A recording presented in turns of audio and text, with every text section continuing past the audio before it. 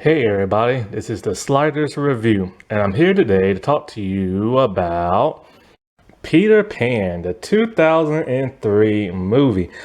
I've wanted to talk about this movie forever, and I mean forever, but I kept like putting it off.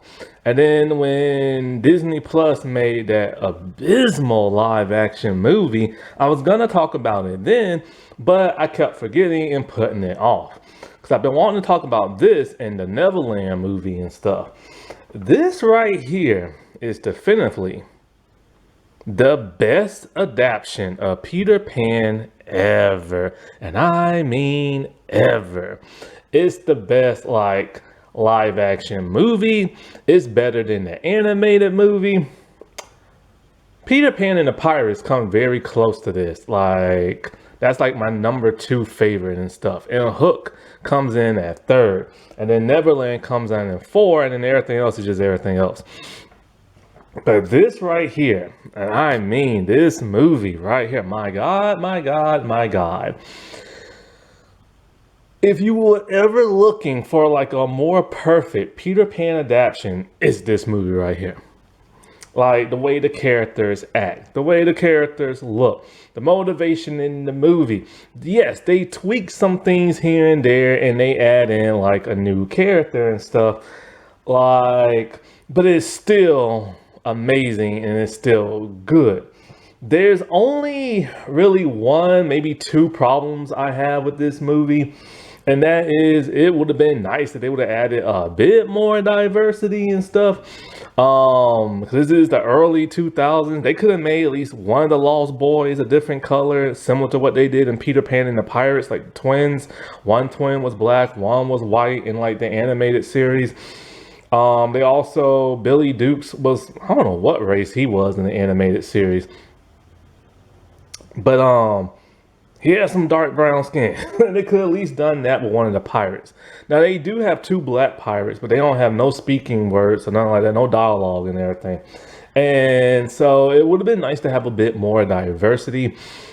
Like, there are Asian people in here, but they're only like 2 mermaids and they get like no dialogue. They're just there to hiss at people, and that's literally it. Now, I will say yes, Tiger Lily, thank God, is Native American indigenous. Well, not Native American because she's Canadian, but she's indigenous.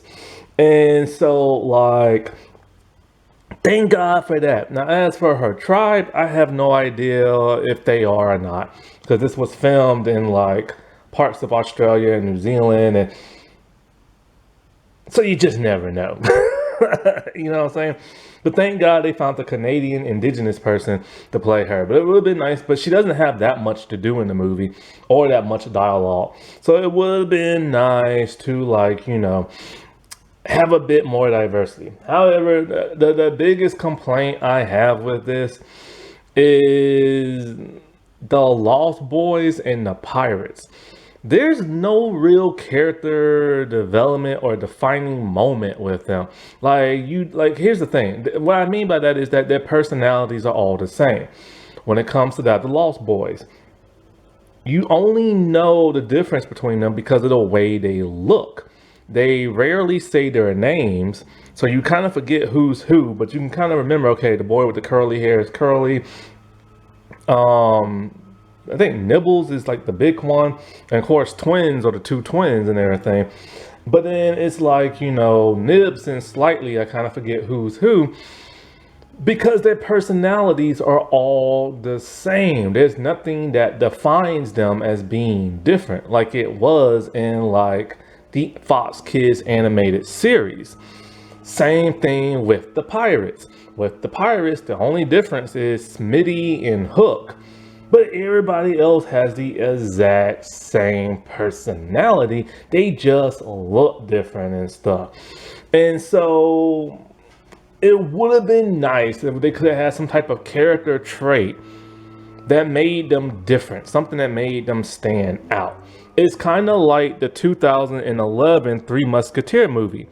The 3 Musketeers act all the same. There's no real difference between them and stuff.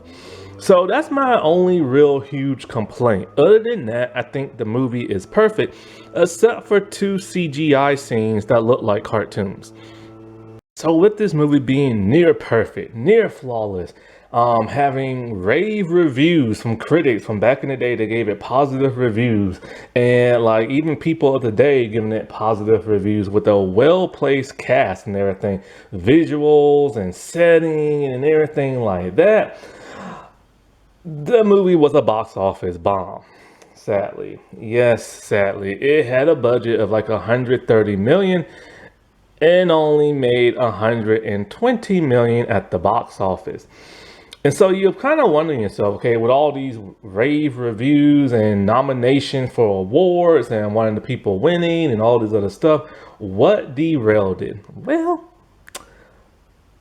the Lord of the Rings derailed it. And of course, the Lord of the Rings, which is a franchise I've never liked, to be completely honest with you, it was a juggernaut. And it took up all the revenue during that period when the movie came out.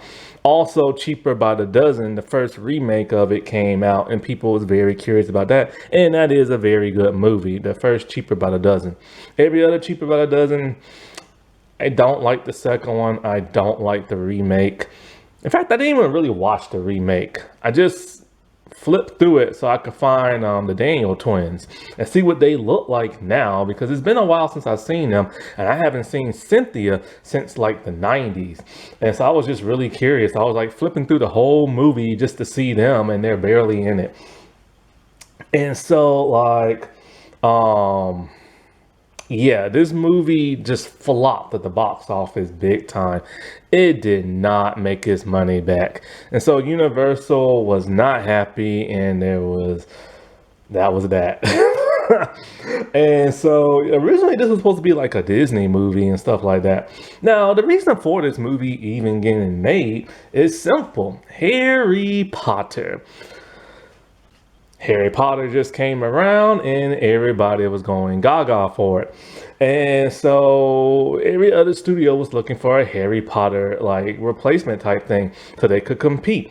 There's Percy Jackson, there was the Golden Compass, there was something else. I forget what. Well, this movie, of course, and something else, but I forget what it was. And then, of course, the Chronicles of Narnia, which was the only competition the Harry Potter franchise had until the Chronicles of Narnia crashed and burned after the second movie. I personally love the second movie, but people didn't like the action. So what? It made it better.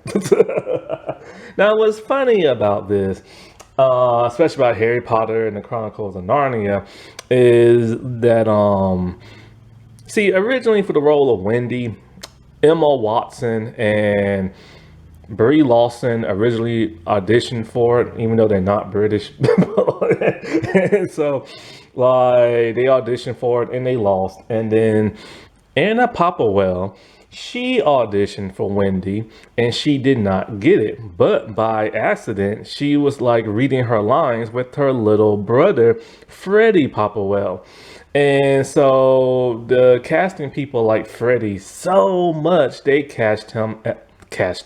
They cast him as Michael in the movie. Until this day, this is his only acting credit. And what's interesting about Anna, who's a phenomenal actress, by the way, she auditioned for Hermione in Harry Potter and lost, which I think she would have done a really good job of that. And of course, she auditioned for Wendy and she lost out to Rachel. I love Rachel in this movie, so I don't want to see nobody else play her, but I do think Anna would have played a good animated version. If they were to make this movie solely on the animated version, I think she would have done a very good job. But of course, as we all know, Anna got cast in the Chronicles of Narnia, so she made it after all.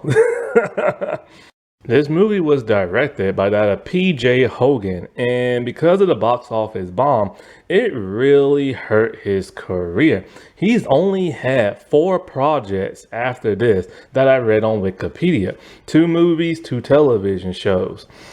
There's been a lot of deaths in this movie. A lot of the people who played the pirates They have sadly passed away.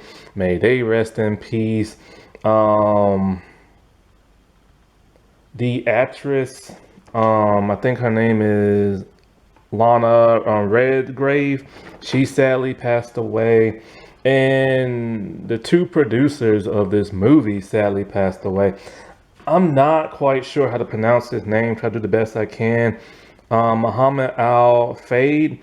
He's the one who directed this movie. He passed away not too long ago, but originally his son was supposed to produce this movie, but his son died along the car crash with Princess Di, Princess Diana. Now, his son is the one who produced the Hook movie. So, this movie was dedicated to him. And I'm really not sure how to pronounce his name, and it's very, very, very long.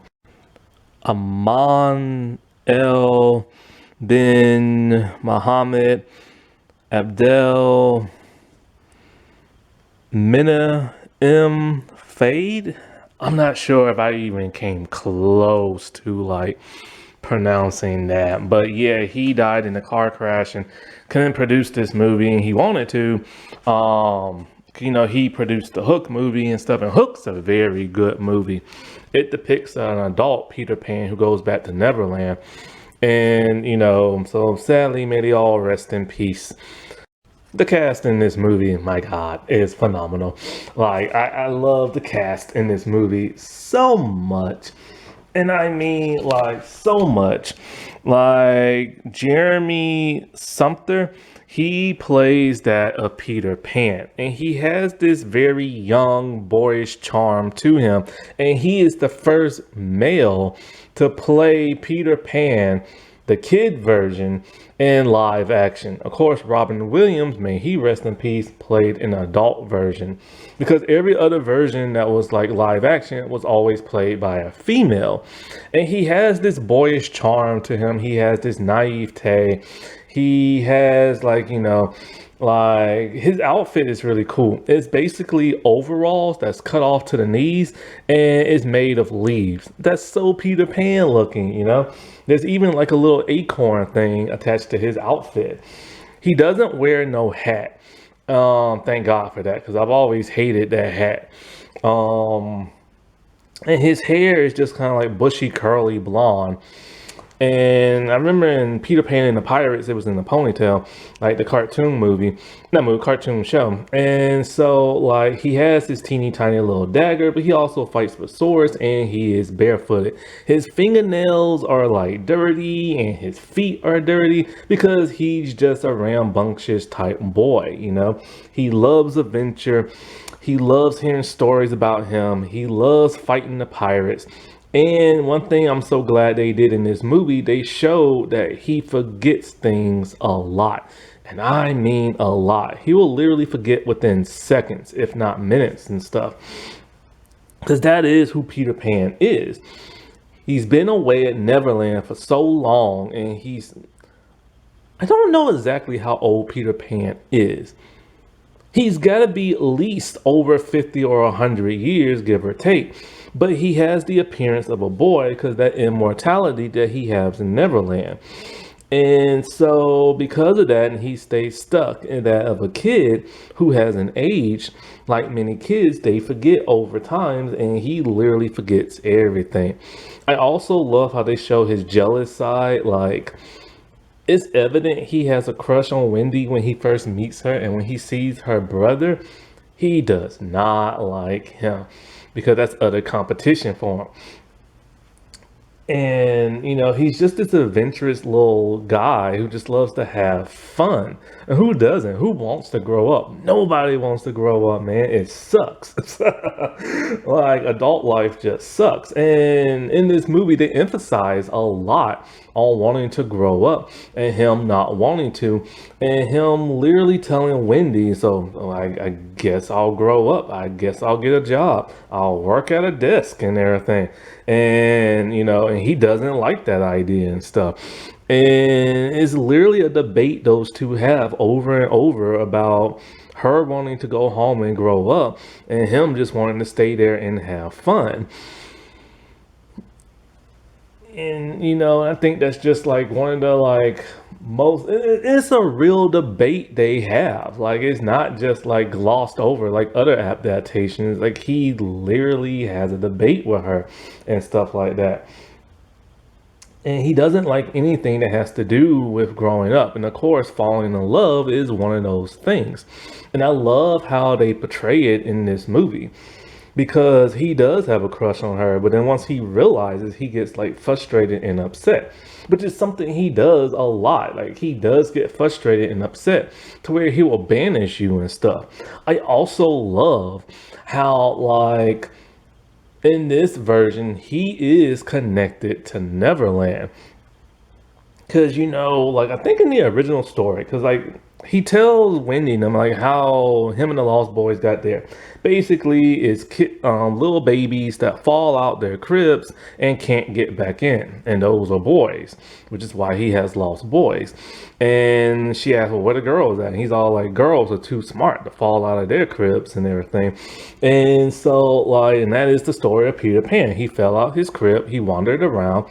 And I think maybe somehow, and it depends on which version you'll read, either he conjured up Neverland in his own imagination and it actually became a real life place, or somehow he met Tinkerbell and she helped him conjure it up. Nevertheless, Neverland is connected to Peter Pan and to his emotions. This was something that was depicted in Fox Kids' Peter Pan and the Pirates, because this movie, it takes material from almost every source material there is when it comes to Peter Pan.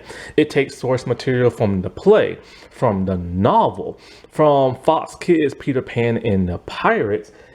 It takes inspiration from Hook, and it takes inspiration from the Disney animated movie. That is cool, because at times you do see a little bit of that animated movie references in like, this movie and stuff. Like Captain Hook's like red like coat, Smitty's little red hat, and just little other little things, And so like in Peter Pan and the Pirates, if Peter Pan dies, Neverland will die. If Peter Pan is away for too long from Neverland, it will literally freeze over and stuff. And that's what's shown in the movie. And when Peter Pan gets very emotional, upset, the atmosphere and the climate and all this other environmental stuff will change in Neverland. And I just love that. And so I really love how they tied that to his emotions. And of course, they got the whole thing, if you don't believe in fairies, then like, also Neverland will cease to exist because fairies are also tied to that of Neverland. And I also like how they had to have like, the pixie dust to fly and happy thoughts and, things like that. And so like the actor who plays him, man, like he was just like perfect in this role. However, he started to get like taller. It takes a good while to make a movie, especially with special effects. And he did all his, the majority of all his stunts on wire work because Peter Pan flies a lot. And the flying looks so realistic. In this movie, it looks better than most like modern day Superman flying and stuff.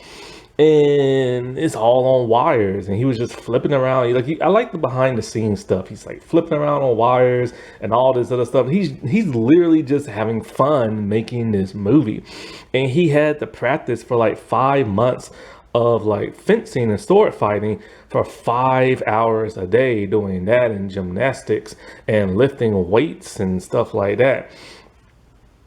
And so this dude was like incredible, like what he did and stuff, but he kept getting taller, so they had to kind of like um use that movie magic to make him shorter than that of like Hook and like other stuff. And not to mention the scene in like the window, they had to keep readjusting the size of the window because he kept getting taller. And him and his co-star Rachel had like Rachel Hurd-Wood, they had like crushes on each other. But I remember hearing something a long time ago. There's a kissing scene between those two, and it happens at the end of the movie. However, she got extremely pissed off at him, allegedly, if this is what I'm remembering correctly, because I do remember hearing about this. He didn't just peck her on the lips. I think he tried to stick his tongue down her throat or something like that. Being that young of age and them being young and crushing on each other. And she did not take too kindly to that. I got it all. And I can totally understand, you know what I'm saying? But you know, he was young at that age, and honestly, you really do know how like boys are at that age and stuff. And of course, that would never happen in today's time because there's like an intimacy coordinator on like sets and stuff like that. And you know, Rachel Hurd-Wood, she plays that of Wendy Darling. Oh my God, she is amazing in this role. And it was her first ever acting gig. But she conveys so much emotion with her face and her smile, and more importantly, her eyes. She know how to work the eyes to where she's this like young, innocent girl with a rebellious streak to her. Like, you know, she loves pirates. She loves adventure. She wants to be a storyteller. Like, she wants to be more than just that of a girl's role. But, you know, of course, society will not let her. And society wants her to grow up, which she does not want to do. And she becomes defiant. And just the fact that this is her first acting role and she is this good. Older actors who can't act like The Rock should be very embarrassed. And everything. However, even though she still works till this day, I've never seen her in no other role. Same thing with the actor who played Peter Pan. I've just never seen them in any other project. They still act. They just don't act in anything I will want to watch. And so, like, you know, this Wendy, you know, they want her to grow up. She's supposed to go away with her aunt. Her aunt's a made-up character in this movie. But she fits so well in the movie. And the idea of growing up just irritates her. Like, she doesn't want to move out of her brother's room. She doesn't want to move out the nursery. Like, you know, there's the whole hidden kiss on the side of your cheek thing that she looks at her mom's lips. I never understood that phrase or reference. And so some of the dialogue needs to be updated. And so, like, you know, she meets Peter Pan and she's intrigued by him to where when she's at school, she drew a picture of herself laying in bed and Peter Pan hovering over her, and that teacher was mad. So she hired this boy to send like a letter to her father. And so as she's like moping around with her brothers walking home from school, she sees that boy and decided she's gonna stop him at the pass. So she chases after this boy on foot. And like, it's just hilarious, man. And so her dad works at a bank and the boy busts through the doors and she's running through. And everything is perfect. She's like, "Father, I can't explain." But then she slips because of the dog.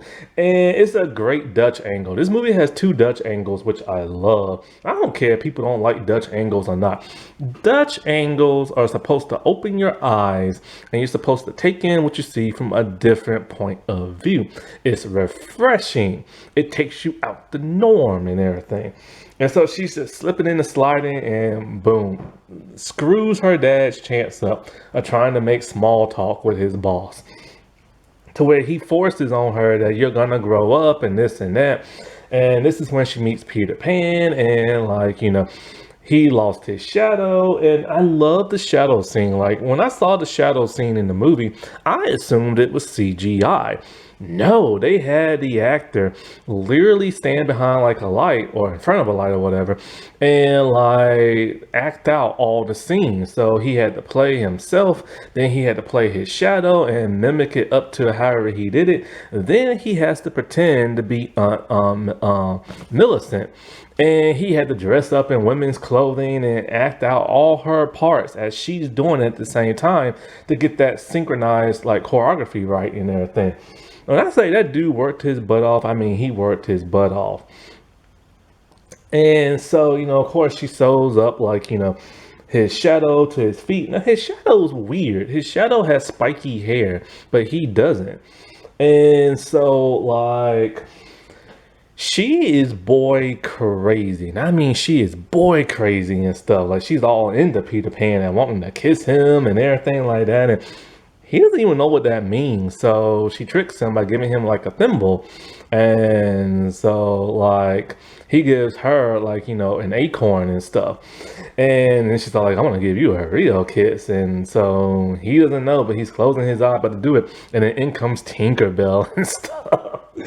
And just like with the classic, her and Tinkerbell do not get along.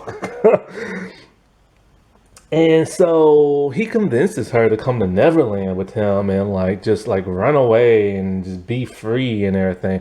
And so she wants to go with her brothers. She won't do nothing without her brothers, man. That's family for you. So he doesn't want them to come, but he lets them come anyway. And I love the scene when he's all like, "Oh, you need a happy thoughts and fly," and John just like falls on the ground.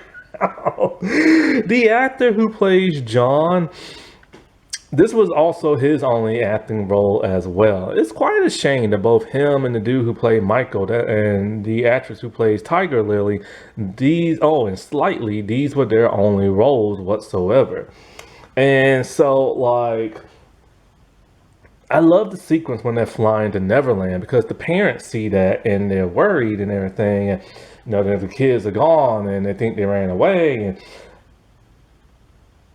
I do like how in the Disney remake, the Disney Plus one, they go through like Big Ben the clock, but here they don't. But I just love seeing them fly through the sky and then they're going like at warp speed and everything's going by them like really fast and then they just like burst into Neverland. My only problem with the Neverland scene, which I'll get into a little bit, well, I should get to now, is that two scenes when they first come to Neverland look like cartoons. That's when the animation dropped, in my opinion. And so, like, that's when the animation just really dropped. It looked like a cartoon. But other than that, the rest of the animation looks great. And the colors and the visuals. It's just these two scenes just look very cartoony. Kind of similar to Oz the Great and Powerful when all their CGI land looked like cartoony. Now, what's crazy is that this whole movie was basically filmed on like a set. Like, they filmed in Australia because back then it was really, really cheap. But they contemplated filming in New Zealand, which is also very, very cheap. And so, like, I could have sworn that a lot of these scenes were filmed outside, but no, they're all filmed on the set with blue and green screen, and it looks very realistic. But the atmosphere of Neverland does look like you opened up a fairy tale book and it came to life. Like some of the things just look kind of unusual and it has this really cool filter. There's multiple filters to it and stuff. There's like this rose purplish filter towards the end. They really know how to emphasize on color and light in this movie. It's bright, it's vibrant. It gives this whole world its own character. My only problem, now the only problem I have with the visual of the land, which is stunning, but my only problem is, here's the thing. I wish they would have made the real world more dingy looking and less appealing, because in the real world in this movie, it's very bright, very colorful. It has a filter to it. It's very beautiful. It's just as beautiful as Neverland, but Neverland's more beautiful because of the more heightened color. And so it's kind of like, why would you really want to leave the real world that looks visually cool itself, and then you get to Neverland that looks basically the same, but a bit cooler. So it would have been nice if they would have done like the Wizard of Oz and made the real world dingy looking, and then the land of Neverland to be like this most amazing, beautiful thing you ever saw, the way you'll never want to leave it. You know what I'm saying? Because they both look kind of similar. And I do love how the son has the face of an old man in there. That's so creative, and it reminds me of Peter Pan and the Pirates. And so, of course, Peter, he sees the pirates and he wants to mess with them, and the pirates see him and they shoot cannonballs at them as they're all sitting on clouds and everything. And this is what causes them to separate. And so he tells Tinkerbell to go after, Wendy, and, he'll deal with the pirates and stuff like that. Now, Tinkerbell in this is very much the Tinkerbell you remember from the animated movie. She has this yellowish skin color, this yellowish glow to her. She has that green dress, but it's made out of leaves and stuff. This one is barefooted, which I like a whole lot more than the little flower things on her feet. And she has the little blonde ponytail thing that she has in the Disney version and stuff. And she's played by Ludovine Sagner, and she's best known for playing Diane Portier in The Serpent Queen, and she's very great in that series. One of the best scenes is her being completely naked, coming out of a tub of gold paint, and gold paint's covering her entire body. It's mesmerizing. And Ludovine is such a great actress, and she's such a comedic actress and character actress. She's playing this like Charlie Chaplin. She's so comedic in here. Even though Tinkerbell does so much bad stuff, you can't help but to love her and everything. And it's just she's just so adorable in this. Now, they have her on wire work the entire time and on a blue screen. She says she doesn't like being on the whole blue screen all that much because, real actors and actresses like to act. And she also has to do a lot of wire work. And so that was very painful because wires just hurt. So many stars have said that. And they had to completely CGI her legs because part of her harness was attached to the back of her dress, but also attached to her knees, wearing knee braces or pads or whatever. So they had to CG out her legs and stuff. Originally, she was supposed to be a completely CGI character, but they opted not to do that, and I am so glad. Because the facial expressions she gives in this are just amazing looking. And half of this movie was practical effects and also CGI. Like the alligators, all CGI, but the parrot, I forget his name, is something Tom. They don't say his name in the movie, but in the cartoon series, it's something Tom.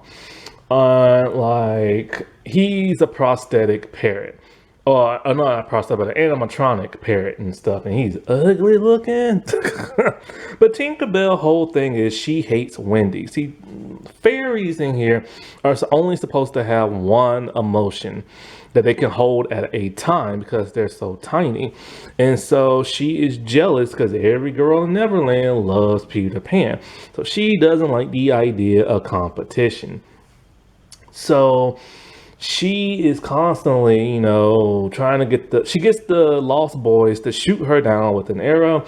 And she also partners with Hook and everything to get rid of Wendy because Peter Pan has banished that of Tinkerbell.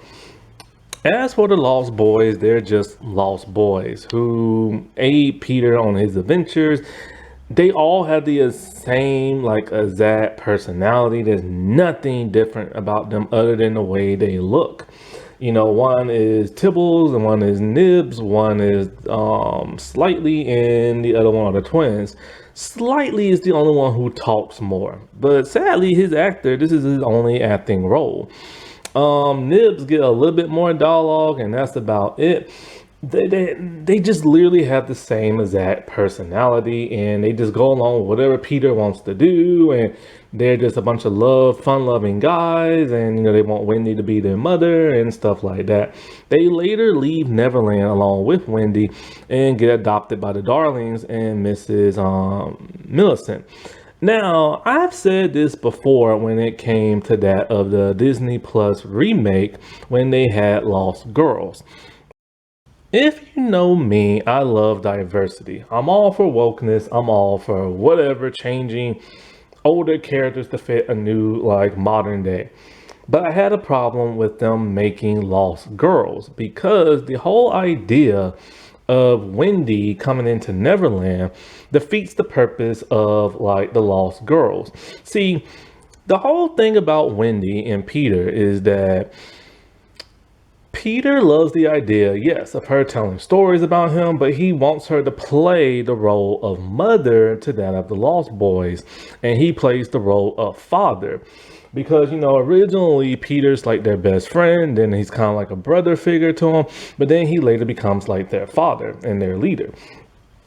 And the thing about Wendy is that she serves that purpose of something the Lost Boys miss and can no longer have, a mother. And not only that, but she's very stern in real life, just like a real mother and stuff. And Wendy is the person, yes, Peter does want to go on adventures with, but only to a certain point, because Peter also crushes on her in real life and everything. And it contemplates his whole being in Neverland. Like, he can't be in Neverland if he wants to fall in love with her and then grow up and do the stuff adults do and stuff like that. So it causes like problems and stuff down the road. And she is the only person in Neverland other than Hook who will stand up to Peter Pan. And he doesn't like it. And he even tells her, I will banish you. And she's all like, I will not be banished and everything. Like, she is that authority figure that he wanted, but in a playful kind of way, but actually really got. As much as he hates it, he secretly likes it. If you have a lost girl, then what is the point of Wendy? Why didn't he have them play the role of like mother and and be a stern figure and this and that? They literally just go along with whatever he does, just like the Lost Boys. And so it defeats that whole double-edged sword, if you will, purpose that Wendy has. Wendy isn't just there to like be another character. She essentially is written to be us. She is that kid who does not want to grow up like Peter. She is that kid who goes to this place and is not going to age just like Peter. But she is that person who is supposed to be so responsible that she realizes that this is foolish, that this is nothing more but a game, and this is not real life. And that, like, if you stay a kid, you ain't gonna learn no responsibilities. You're not gonna you're not gonna learn to know what it is to be a real person and stuff. You're just gonna be a kid who forgets everything. And it's that whole thing of that little moral lesson of you got to put down your toys and, I don't know, pick up, like, I don't know what, a tool? I don't know, business suit? I don't know. I don't know what the reference is. Like, you got to grow up one day and put your past behind you. And that is the whole, like, meaning to Wendy. So if you have other lost girls joining in with the Lost Boys, they defeat that purpose because they're just hanging and acting like lost boys or tomboys and stuff, if you will, because they just act just like the boys and stuff. So that was my only real gripe with them introducing lost girls and stuff. So, of course, the Lost Boys and, Peter, they find Wendy and she's been shot down. But Peter's kiss is what saved her. His acorn that she put in, like, her little pocket. Because the arrow was literally going to kill her and stuff. So they build a house around her. And then they all, like, be our mother, please, and all this other stuff. She's all like, fine, I will. And she plays along with them and stuff. And talking about how they have to, like, drink medicine and all this other stuff, right? Meanwhile, her brothers, she realized, are missing. So, like, nearly getting shot down by a cannon and getting separated from everybody, they no longer have happy thoughts and they fall down to the ground. And I think they're tumbling or they're being chased by something. And then they tumble and fall and they like hang up upside down in a tree. Ugh, you see their naked behinds too. Anyways, and they meet Tiger Lily. Now, John and Michael, they're basically just fun-loving boys. You know, Michael's the youngest one. He has his stuffed animal and everything. Um, they found the way to give like John his top hat because you know when he was flying, he saw like a gentleman and just took the hat. And so they meet Tiger Lily. Now, Tiger Lily, played by Carson Gray, she really is indigenous, and thank God for that. And she actually speaks indigenous language, Iroquois, I believe, because she doesn't speak English in this whatsoever. And so she's not in the movie all that much, but she's just there to like, you know, laugh at the boys for being completely upside down and butt naked and stuff like that. But then they get caught by the pirates and they're ransom off and hoping Peter will save them, which eventually he does. After that, she gives like, you know, they fight the pirates and stuff. And while they're fighting the pirates, the boys are fighting the pirates as well. And John gets like a boost of strength by her kissing him, and she kind of likes him a little bit and stuff like that. After that, they sew up his teddy bear and they meet the rest of the indigenous people, and then they're no longer in the movie. And this actress only had 2 acting roles to her credit, but I think she became a singer and she has grown up. Like she's like I couldn't like she's no longer that little girl no more. And she's like a singer and she still hangs out with Rachel till this day and everything. Now, the pirates, like I said, they all have the same personality except for Smitty. Smitty, the actor, sadly passed away. May he rest in peace. He's played pretty much like every other Smitty in some incarnations. You either gonna have a really, really mean Smitty, or you're gonna have a nice Smitty. And this version is the jolly, nice one. And Richard Breyer, he passed away, and he was a really cool Smitty. He has like 2 different red hats. One's a cap, one's a hat, and like um he's more the jolly happy kind that you'll see and also like in the book and stuff like that. And he is Captain Hook's right hand man. Now, in the book, when Captain Hook makes Wendy walk the plank, he tries to prevent that and tells Wendy, "Will you be my mother and tell me stories?" And she's like, "No." In the movie, it's a little bit differently. She walks the plank, and he's all like, "Well, that's that." And so then there's Captain Hook himself. Captain Hook is played by Jason Isaacs. He has that classic Captain Hook look. He has the hook on the right hand. He has the long curly black hair. And he wears 2 different suits in the movie. He has he has a really cool blue suit and a red one. And the red one is very synonymous with the Disney movie and stuff. And this Captain Hook he's both comedic, he's ruthless, he's egotistical, and he has sorrow. He misses his hand that was eaten by the alligator. He is terrified of the alligator. He hates Peter Pan to death. But he does have a little bit of respect for him. Even when he thinks Peter's dead, he tells his pirates to take their hats off and salute him and give a moment of silence and stuff like that. This Captain Hook is the actor Jason, who's phenomenal, by the way. He also plays Mr. Darling, similar to that of the Peter Pan play where they play both roles. So they decided to do that in this movie. And the thing about him and Wendy's always been kind of odd. There's always been kind of this attraction between the two, which is gross because he's an old man and she's nothing more but a little girl who's not even a preteen yet. But in some incarnations, they've kind of had this kind of romance thing to them and stuff, and it's really gross. And here they have it as well, where she's intrigued and enthralled by him, where she just stares into his eyes.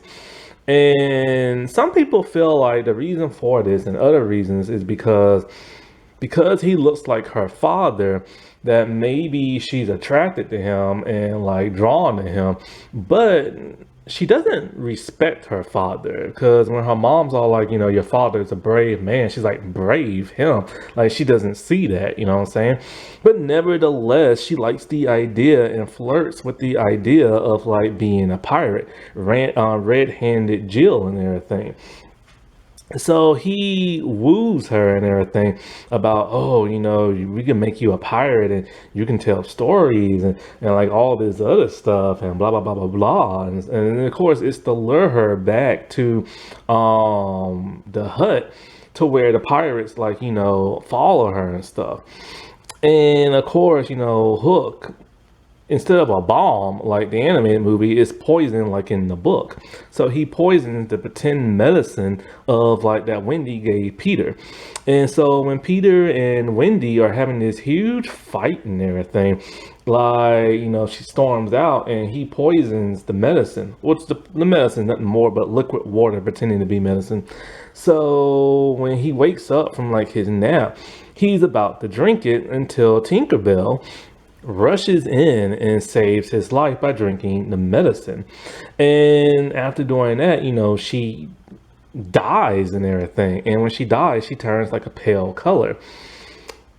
This coupled with the the whole like fairies, like if you say there's no such thing as fairies and you don't believe him, a fairy will die. Now, when Peter sees this, he's in agony and he hollers and screams and cries. And the atmosphere of Neverland completely changes to this dark and dreary, stormy like thing. And this is what causes Hook to assume that Peter is dead. Now, there are other fairies here, and even Hook realizes that if you tell a fairy, hey, I don't believe in you, we saw one die, this pudgy one that looks kind of like a king. Now, there's another scene with fairies I haven't mentioned yet. It's a very beautiful scene that sets this movie apart from every other one. There's a scene of a fairy couple, and they're dancing in the air. It's only for a brief couple of seconds, but it is so captivating, so enchanting, that I wish it was longer. And so Peter and Wendy, when they're flying, they try to replicate this, and they're just dancing in the air. And we even get to see behind the scenes of the two dancers dancing this scene. I wish to God it could have been longer. And so Peter, he just starts saying over and over, like, I believe in fairies, and his will is so strong that it's able to reach all the kids on the boat that's out to sea. It's even able to reach some of the pirates, and it's able to reach every single person in the, well, not in the world, but at least in Britain, from where the Darlings are from, to literally say in their sleep, who are asleep right now, that, they believe in fairies. Now, a couple of the kids that are asleep are just kids of like people who work on set. And one of them is the brother of Rachel. And so this is so powerful. His willpower is that strong that it causes all these people to say it, to where Tinkerbell wakes up and he's like just overjoyed with like, happiness, to where he's now ready to go save the Lost Boys and Wendy. The action scene is amazing. I love this third act with the fight. It's the pirates versus the Lost Boys and Wendy. They're fighting with swords. Tinkerbell's getting in there, throwing in some magic and stuff like that. And it's Hook and Peter, a fight to the death. And it is a huge fight with, and then later on, Hook finds out he can fly by using pixie dust. Or fairy dust and like happy thoughts. So it's like this cool aerial battle, and it's a great aerial battle too. And they're just like kicking each other's butts until Hook decides, hey, I need to use some reverse psychology on you. And so he starts telling him, hey, Wendy was going to leave you, right? She doesn't like you. You're just a little impotent boy. She wants a real man. And this really causes Peter to be distracted, so distracted that Hook is kicking his butt in the fight. And like, he's all like, she's gonna go home. And he's all like, well, I'll go after her. He's like, well, she'll close the window. He's like, well, I'll open the window. And he's all like, no, like you can't get in. You're just like banging and all this other crap. And then next thing you know, you see her with her husband. Peter has completely lost it, and he just loses that fight. And Hook is ready just like to stab at his behind. But then, like, Wendy prevents it, and this pisses Hook off because he's all like, "Yo, I thought you was with me, and now you back with him. So I'm gonna make you walk the plank." Or no, wait, she walked the plank before that, and so like she wants to give him a thimble, and of course that's her way of giving like a kiss. But then she gives him a real kiss, and with the power of love, he like wakes out of his funk, and it's like a huge, like he starts glowing pink and everything, and like this causes the atmosphere to change once again. It's like this huge explosion, and all the pirates get knocked off the boat. Hook is tangled in the ropes, and Peter could have killed him right then and there, but he wanted to give him a fighting chance. And so Peter wanted to reverse the psychology back on him. And so as they're flying over the water, Hook is thinking, he starts to hear like the alligator. And so at this point, Hook is having a hard time of thinking of happy thoughts. And after a while and all this taunting, he just gives up and like, just screw it. And he just falls in the mouth of the alligator. And Peter takes over the Jolly Roger, and they fly back to the real world. And there's a beautiful Dutch angle of them passing Big Ben and the clouds and the ship and everything like that. And the kids, they go back to like, their home, and their parents are excited. The Lost Boys join them and everything, and they all get like adopted. And then there's Peter just watching out the window, so sad and everything, because he's lost his friends and family now. And Wendy says her goodbyes to him, and he's all like, I'll be back to hear more stories of myself.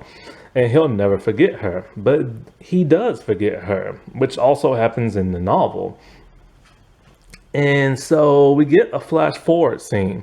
Now, the older Wendy has been narrating this entire movie. And in the deleted scene, she has Jane. And Peter comes back thinking Jane is Wendy. But then Wendy reveals herself to be an older woman, and Peter he just can't take it. So he's literally about to kill Jane until he realizes, hey, I can take her to Neverland and have adventures with her. And I kind of wish they would have kept that in the movie, but they didn't. Now, in the novel, it's completely different. The Lost Boys and Wendy's and the Darlings, they go back home. They grow up. Peter, with Hook dead, I think Peter is now like the captain of the Jolly Roger, and the pirates like, work for him or something like that. Something happens where Peter needs help. And so Tinkerbell goes back to the real world to get the Darlings, but they're all adults. And the only way they can go there, they're kids. So at some point, they start to transform back into kids. But Tibbles, I think his name is, he turns into a girl for some reason. And Tinkerbell turns into a bird, which they call Tinkerbird for some bizarre reason. And I don't know how the rest of it goes. But when I say this is literally the best Peter Pan adaptation ever, it really is. Because I've seen multiple other adaptations of Peter Pan. There's been some that have been like very good and very well received and, and just amazing and stuff. And then